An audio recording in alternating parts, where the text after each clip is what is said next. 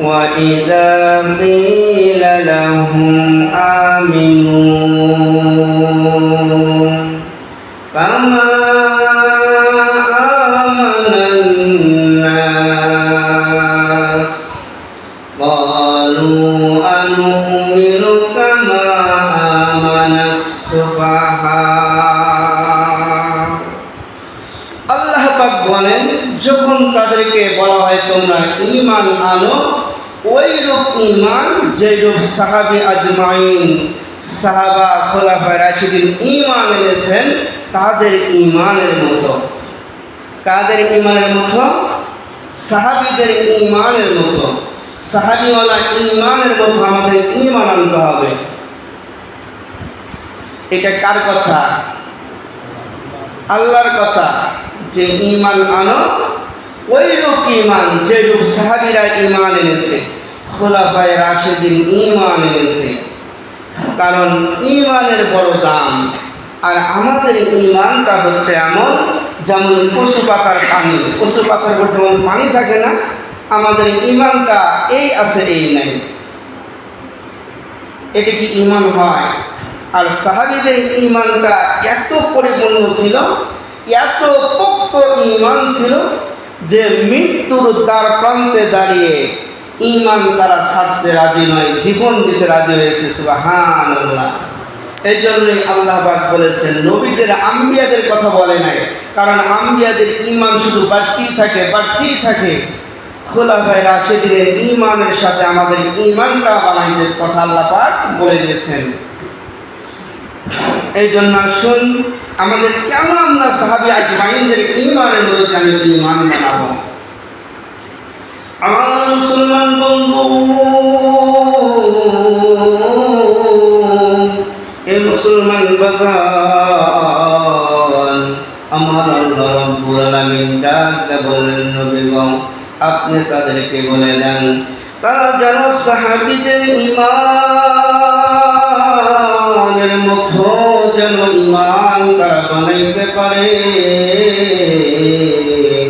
সাহাবীদের ঈমানটা কেমন ছিল? আমার মুসলমান বন্ধু, হযরত আনাস বিন নজর রাদিয়াল্লাহু তাআলা আনহু দেখেন এই মুসলমান বাজান রে, তাদের দিলের তামান্না তাদের কেমন ঈমান আল্লাহ পাক দিয়েছিলেন। হযরত আনাস বিন নজর রাদিয়াল্লাহু তাআলা আনহু এই মুসলমান বাজান রে বদরের যুদ্ধে অংশগ্রহণ করতে পারে নাই। এই জন্য দিলের ভিতরে অত্যন্ত দুঃখিত মর্মাহত এবং নিজেকে ধিক্কার দিয়ে বলতেছিলেন ইসলামের সর্বপ্রথম আজিমুশান যুদ্ধ হয়ে গেল আর তুমি সেখানে অংশগ্রহণ করতে পারো নাই। এই জন্য দিলের ভিতরে আকাঙ্ক্ষা ছিল যদি আবারও সামনে আবারও যদি মুসলমানের যুদ্ধ হয় সেই যুদ্ধে আমি অংশগ্রহণ করব, আমার জীবন ইসলামের জন্য বিলিয়ে দেব। সুবহানাল্লাহ। বিপ্লব মানে জীবন দেওয়া বসে থাকা নয়, সে কোনোদিন আসবে না রে করো যদি ভয়। আসবে বিজয় রক্ত আর জীবনের বিনিময়। বিপ্লব মানে জীবন দেওয়া বসে থাকা নয়, সে কোনোদিন আসবে না রে করো যদি ভয়। লড়াইয়ের ওই ময়দানে যেতে তোমাকেই হবে, প্রয়োজনে সব রক্তটুকু জমিনেই ঢেলে দিবে। বলেন মারহাবা। লড়াইয়ের ওই ময়দানেতে যেতে তোমাকেই হবে, প্রয়োজনে সব রক্তটুকু জমিনেই ঢেলে দিবে। তবুও তোমায় লড়তেই হবে, মানিবে না পরাজয়। বিপ্লব মানে জীবন দেওয়া বসে থাকা নয়, সে কোনোদিন আসবে না রে করো যদি ভয়। জোরে বলেন ঠিক কিনা? এই জন্য হযরত আনাস বিন নজর রাদিয়াল্লাহু তাআলা আনহু দিলের ভিতরে তামান্না ছিল আবার যদি মুসলমান কাফের মুশরিকদের বিরুদ্ধে লড়াই করার জন্য যায় আমি সেই জায়গায় অংশগ্রহণ করব। এই জন্য মুসলমান ভাইরা ঘটনাক্রমে বদরের যুদ্ধে যাইতে পারলে ঘটনাক্রমে উহুদের যুদ্ধ সংঘটিত হয়ে গেল। এই নজর আনাস বিন নজর রাদিয়াল্লাহু তাআলা আনহু বীর বিক্রমের সহিত লড়াইয়ের জন্য তৈরি হয়ে গেছে। বলেন সুবহানাল্লাহ। উহুদের ময়দানে এ মুসলমান এ বাজানরে বিশাল একটা যুদ্ধের ময়দান, যেখানে নবী সেনাপতিত্ব গ্রহণ করেছেন।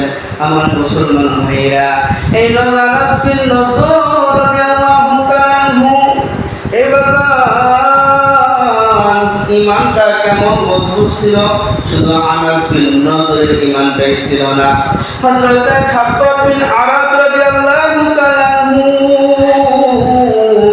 এ বাজান তার ঈমানটাও বড় মজবুত ছিল। হযরত আম্মার বিন ইয়াসির রাদিয়াল্লাহু তাআলা আনহু এ মুসলমান বাজান, আমরা হযরত বিলাল হাবশী রাদিয়াল্লাহু তাআলা আনহুর কথা শুনেছি, যিনি গোলামের ঘরের গোলাম ছিলেন। কিন্তু দেখেন আমার আল্লাহ কেন বললেন সাহাবীদের ঈমানের মতো ঈমানটা বানাও। এ যুবক ভাইরা, হযরত হুযায়ফাতুল ইয়ামিন যিনি একজন যুবক সাহাবী ছিলেন।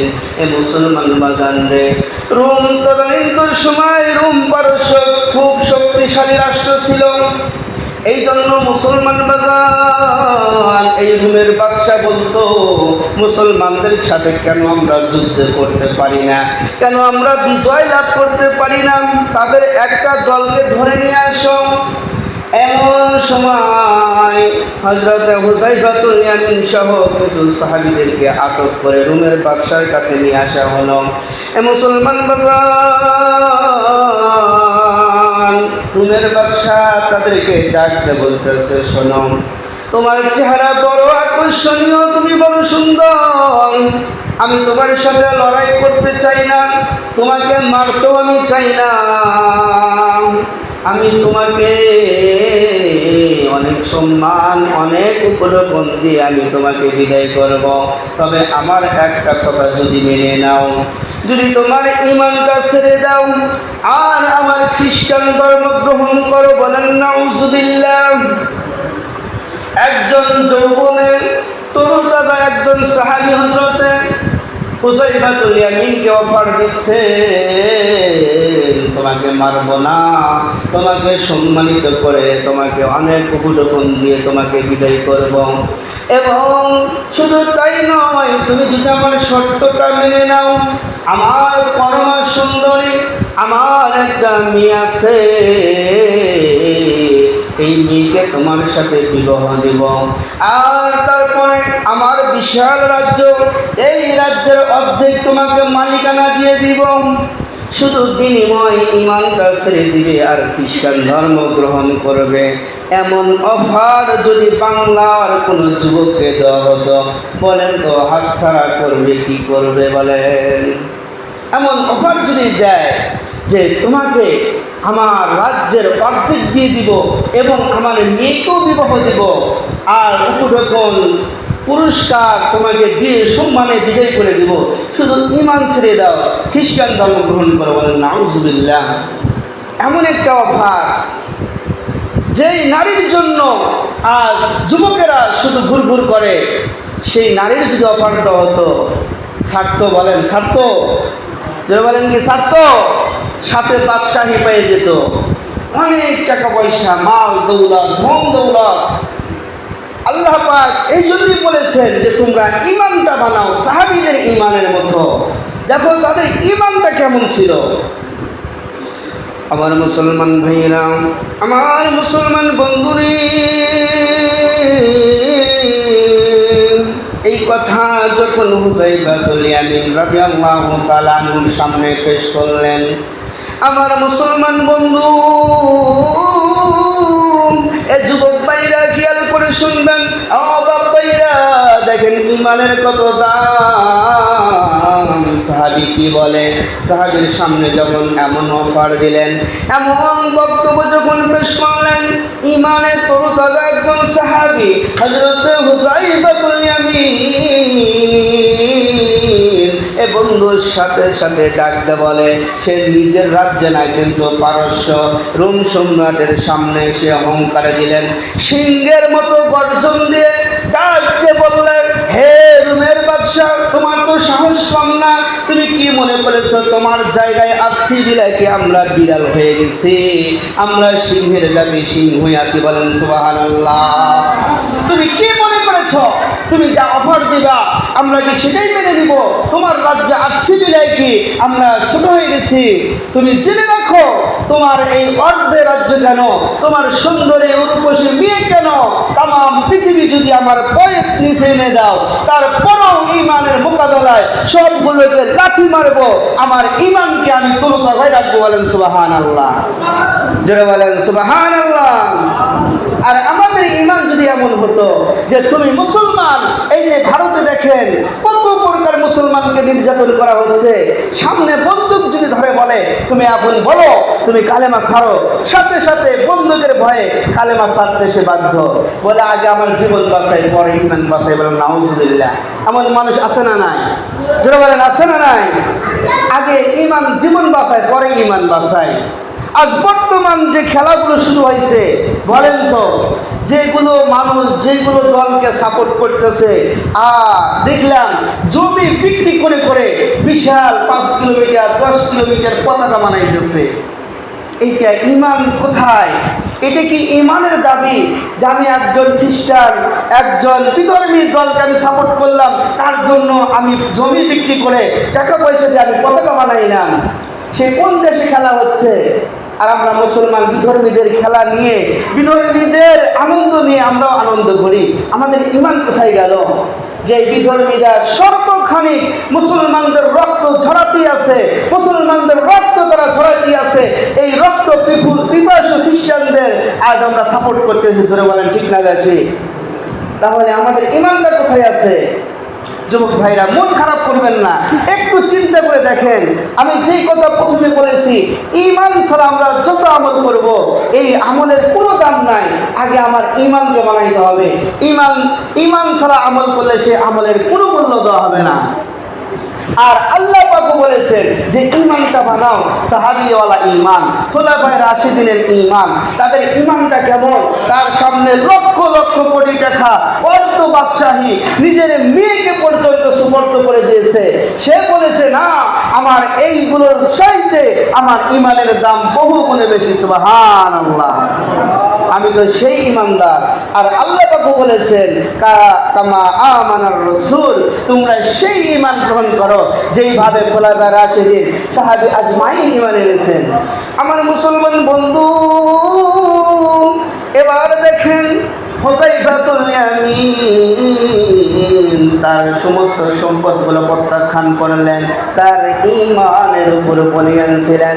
এ মুসলমান বন্ধুরা, শুধু তাই নয়, একজন মহিলা হযরত সুমাইয়া রাদিয়াল্লাহু তাআলা আনহা, এ মুসলমান বাজারে যিনি মানুষের বাড়ি ঘর ধরে কাজ করে খাইতো, মানুষের বাড়িতে গিয়ে কাজ করে খাইতো, এই যখন ঈমান গ্রহণ করেছে, যখন কালেমা গ্রহণ করেছে, ওই আবু জাহেল তার পিতার তারা বিভিন্নভাবে নির্যাতন নিপীড়ন শুরু করে দিয়েছে।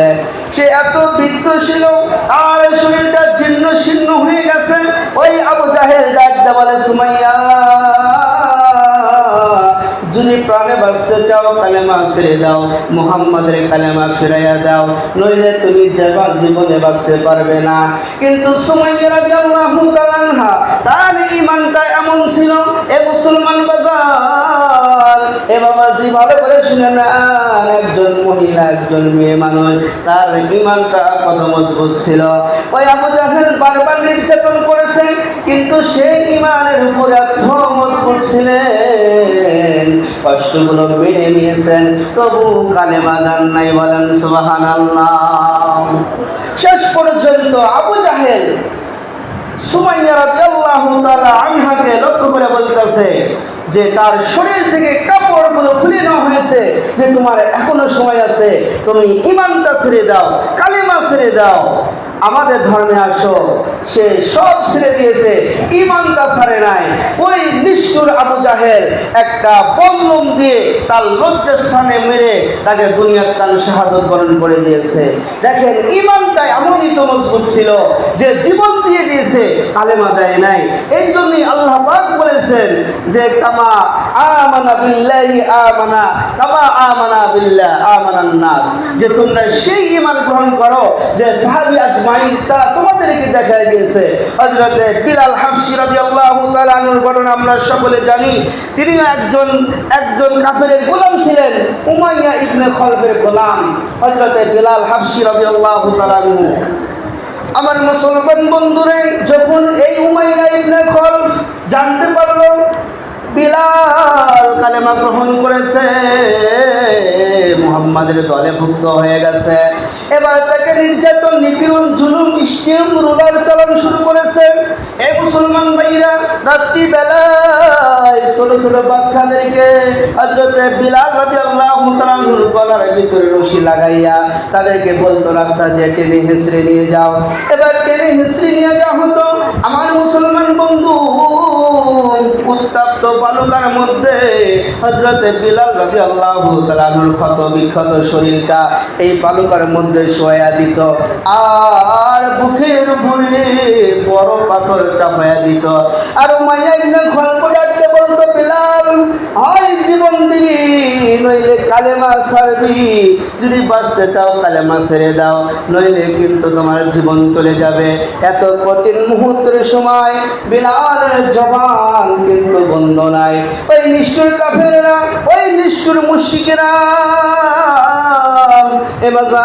এবাজান বিলাল রাদিয়াল্লাহু তাআলা আনহুর জিহ্বার মধ্যে তারা প্যারাক লাগায়া দিত যে মুহাম্মাদের নাম যেন, কালেমা যেন বলতে না পারে। বিলাল রাদিয়াল্লাহু তাআলা আনহু শুধুমাত্র আহাদ আহাদ এই শব্দ বের করেছে, এত কষ্ট, নির্যাতন, নিপীড়ন, জুলুম সহ্য করেছে, কিন্তু কালেমা ছাড়ে নাই। বলেন সুবহানাল্লাহ। এই জন্যই আল্লাহ বলেছেন, ওয়াইদা কিলা লাহুম আমিনু কামা আমানান নাস, তোমরা ঈমান আনো ওই সাহাবীদের ঈমানের মতো। দেখো তাদের উপর কত নির্যাতন চলেছে। হযরত আম্মার ইবনে ইয়াসির, এই মুসলমান বন্ধু, সর্বপ্রথম 5-6 জনের মধ্যে তারা কালেমা গ্রহণ করেছেন। এই জন্য তাদের পরিবারের উপরে অত্যাচার, জুলুম, স্টিম রুলার চালান শুরু হয়ে গেছে। আমার মুসলমান বন্ধুরে, এই জুলুম অত্যাচার সহ্য করতে না পেরে ইয়াসির রাদিয়াল্লাহু তাআলা আনহু শাহাদাত বরণ করেছে। হযরতে খাব্বাব রাদিয়াল্লাহু তাআলা আনহু, এই মুসলমান ভাইরে তার শরীরে লোহার পোশাক পরাইয়া এই উত্তপ্ত বালুকার মধ্যে তাকে শোয়া দেওয়া হতো। তার শরীর ঘেমে ঘেমে, আমার মুসলমান ভাইরা, এবার তারা কয়লা জ্বালাইয়া, আগুন জ্বালাইয়া সেই আগুনের উপরে তাকে খাব্বাব রাদিয়াল্লাহু তাআলা আনহুকে শোয়া দেওয়া হতো। তার শরীরের গোশত গলে গলে রক্ত পড়ে আগুন নিভে যেত। তার শরীরের কোমরের গোশত সব গলে ওই রক্তগুলো, ওই আগুনগুলো নিভে যেত। এত কষ্ট নির্যাতন দিয়েছেন, তারপরেও কালেমা তারা ছাড়ে নাই। সুবহানাল্লাহ। এই জন্যই আল্লাহ পাক বলেছেন যে তোমরা ঈমান আনো ওই সাহাবীদের ঈমানের মতো।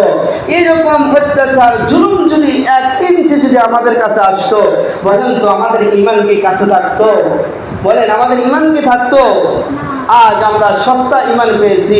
আমাদের কোনো কষ্ট করা লাগে নাই, আমাদের কোনো রক্ত ঝরানো লাগে নাই, দাঁত ভাঙবে নাই, আমাদের শরীর থেকে ঘাম ঝরে নাই।